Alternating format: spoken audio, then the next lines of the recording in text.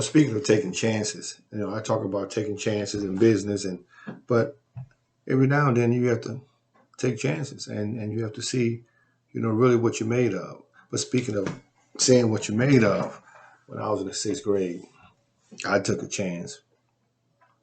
It was this guy named, well, I'm not going to say his name, but this guy came to our school. He was a seventh grader. We were sixth graders. He was about 14 years old, older than what he should have been to be in seventh grade. But he was a bully. He used to bully us all the time. He used to take our ball at recess, he put us in the trash can. He would do all this. He just wouldn't let us rest. And this guy was new at the school, and it was like a good 15 to 20 of us who were friends. And he would do this every day. And one day, the guy said, "Man, what are we gonna do? What are we gonna do about this guy? He wrecks our recesses. We can't play ball. He pushes us. He punches us. And so what are we gonna do?" So this went on for more than a couple of weeks, and we all got in a huddle and just talked about it. So I said, "Well, who we think can beat him? Is anybody that can beat him?" We brought up a couple names, but those guys said, "No, I don't want to fight him because the bully guy was pretty big. Again, he was older than us." So I said, "I'll fight him." Now, understand, I only weigh like 162 now. I probably weighed about 62 at the time, sixth grade, 12 years old. And so I said, "I'll fight him." Really, I was kind of thinking the guy to say, "No, Cedric, not you, man. Not you. No, not you. Maybe Glenn, Glenn, he was, a bigger guy. Maybe, not you, Cedric." No sooner I said I do it, they say, "Yeah, okay." And I kind of put myself out there, and I was like, "Oh my goodness, what I done got myself into." And I wanted to turn and say, "I was just playing, man, but I didn't really think we were going to go through with it. So I just said, "Yeah, yeah, I'll fight him." So, all right, Cedric. So they start planning. So as they start planning, I start realizing this is serious. And so as the story goes, we at school. The fight is the next day. They tell him Cedric's gonna fight you. He says, "Okay, we're gonna have a fight tomorrow." Now, usually the day that you fight, you don't come to school. But I mean, my parents didn't play that. You was going to school whether you had a fight or not. So I went to school. Glenn didn't show up, and I was hoping he didn't show up at all. So the whole day, everybody's talking about the fight. Not everybody knew about it the day that we planned it, but everybody knew about it the day of the fight. And so everybody's talking about the fight. And some people really don't believe it. Said, "Are you going to fight Glenn?" I didn't believe it. "You going to fight Glenn?" But I said, "Yeah, I'm going to fight Glenn." And so all day I'm looking out the window and I don't see Glenn. Looking out the window, I don't see Glenn. So some friend of mine say, "Oh, he coming. He coming." Said the day of the fight, they come at the end of the day, not the middle of the day. And, that didn't make me feel any better. But true enough, I look out and here's Glenn coming through the schoolyard, 10 minutes before the bell rings. And I'm like, "Oh my goodness." So I get a bet. And all my friends say, "Hey, Sid, man, hey, don't worry about it, man. If anybody jump in it, we'll help you." And I'm like, "Y'all need to just be helping me anyway. Get this dude, man. This dude like three times bigger than me. And, I don't want you to wait till nobody, you know, get the best of me before you jump in." But anyway, we go out there and I have a bet. And Glenn says to me, "Hey, man, drop the bet." And behind Glenn was two guys who had hair on their face. Now, Glenn was 14. These guys had to be about in their 20s. And soon as we realized the guys was with him, my friend looked at me and said, "They got on dress shoes." See, that's how it all started. We were in the classroom. Glenn wore hard shoes. We all sitting there. This the new guy. He's sitting there just as still as he can be. We look down his feet. He got on some Half Moons or some Stacy Adams or something. And somebody holler out, he got on his daddy's shoes.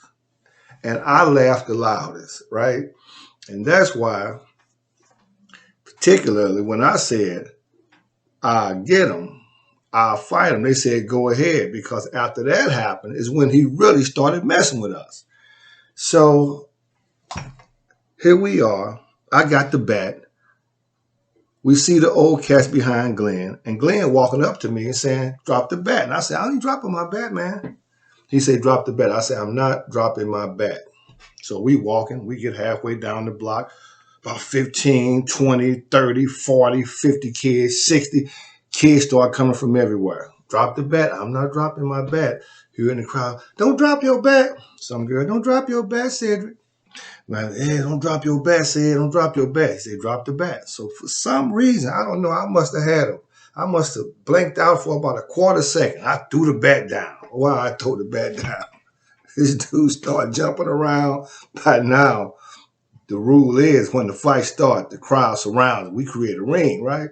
He jumping around, and he say, yeah, you don't know, you messing with TC. And I didn't recall his name being TC. I don't know who TC was. Maybe it was his nickname, but I'm thinking about TC. And while I'm thinking about TC, bam! This dude hit me, man. I go down slow motion. I mean, I saw everybody in the crowd, it seemed like. I'm going down slow motion. I come up, come right back up, like spring. He's still jumping around, and I attack this guy. I attack this cat. Boom, boom. I'm hitting bolos. Bam, bam, bam, bam, bam. I'm hearing my boxing coach, my first boxing coach ever, Mr. Henry Armstrong, the great Mr. Henry Armstrong, taught me down at Herbert Hoover Boys Club. Stay on him. Don't let him up. Go to the body. Boom, boom, boom, boom. I'm wearing them out. Boom, boom. I don't know how many times I hit him. I would guess about 25, 30 times. About 10 in the body and about 20 in the face.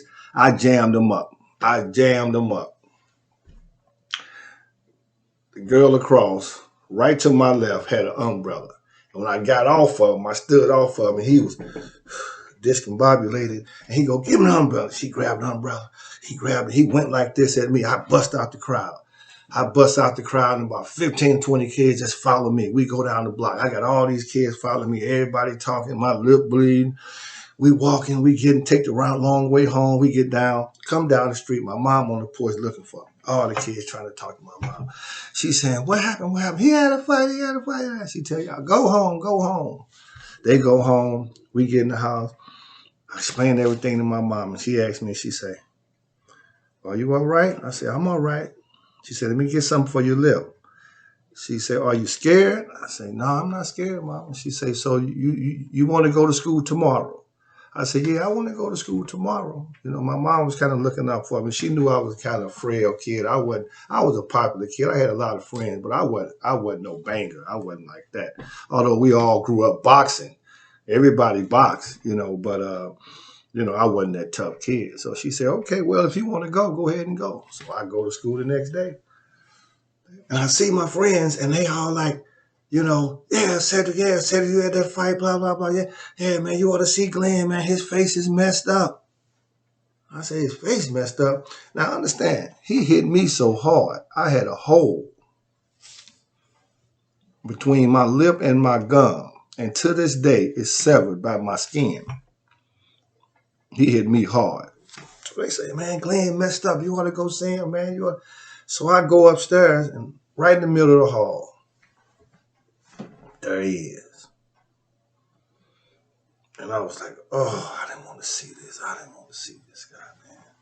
So he walked up to me, and I walked up to him. And I looked at his face. I was like, I did that. I'm saying to myself, man, I jacked this dude up, man. I rocked his world. I'm feeling pretty good now. So he said, yeah, man. He said, hey, yeah, you can throw, man. You can throw. Yeah, He said, you want to go again? We can go again after school. So I looked at him. I said, I ain't got nothing to prove. And walked on the way. And that's my story of sometimes you have to just go ahead and do what you think you can't do. Whether you're trying to start a business or, leave a job and do something that you've never done before. You'd be surprised. You'd be surprised what you can do. Cause I beat the bully.